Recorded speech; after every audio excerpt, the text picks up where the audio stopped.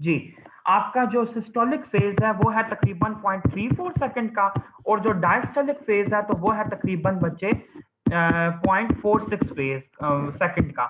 इसको अगर हम ऐड ऑन करें तो बनता है 0.80 सेकंड।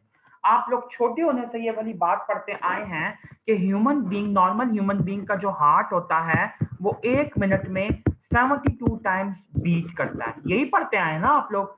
तो आप लोग अभी ये देखिए कि 1 मिनट के अंदर कितने सेकंड होते हैं। 1 मिनट के अंदर 60 सेकंड होते हैं। अगर आप लोग 60 सेकंड्स को डिवाइड करें 0.80 सेकंड से, तो आपके पास टोटल बीट्स कितनी आएंगी? 75 बीट्स पर मिनट।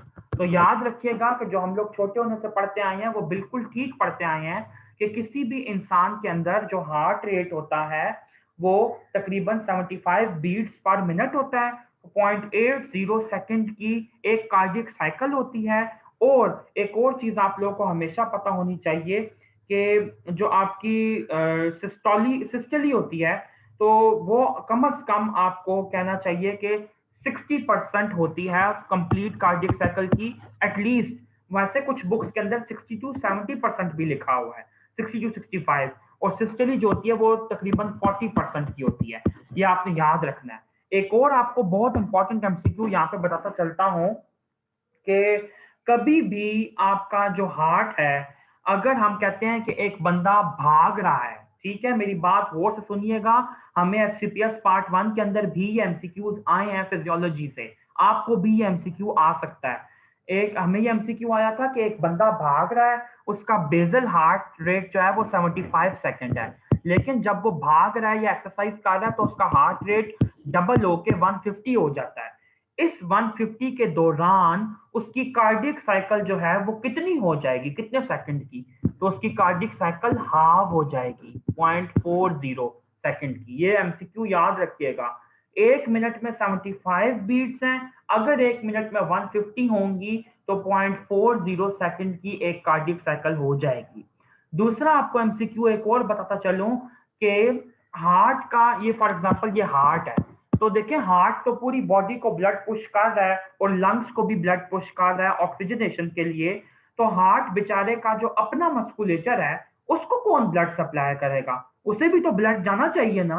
हार्ट के मसल्स को अगर ब्लड जाएगा तो वो प्रॉपरली काम करेंगे।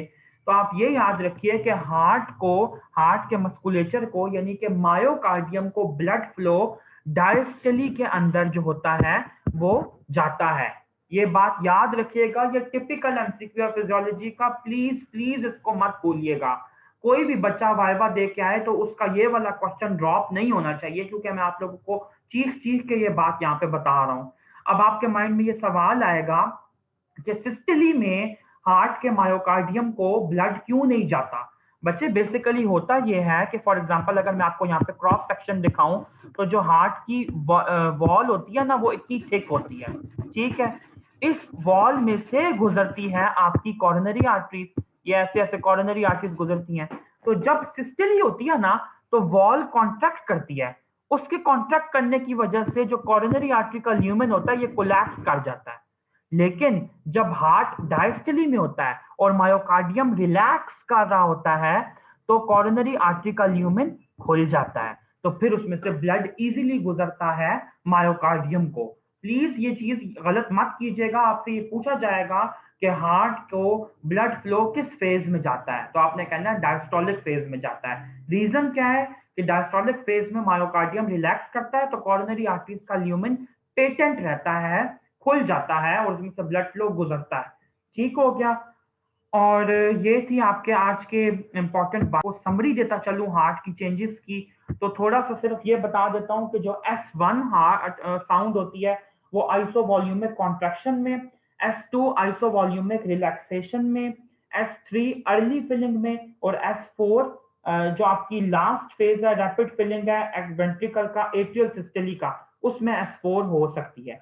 इसके अलावा आपको छोटी सी बात और बताता चलूं जो वीनस वेव फॉर्म से रिलेटेड है, तो जो सी वेव है वो आइसोवॉल्यूमिक कॉन्ट्रैक्शन में नजर आती है, जो आपको वी वेव है वो आइसोवॉल्यूमिक रिलैक्सेशन में नजर आती है, और रैपिड फिलिंग जो है एट्रियल सिस्टली के अंदर, एट्रियल सिस्टली वाला जो फेज है उसमें आपको ए वेव नजर आती है। तो ये थे बच्चा आज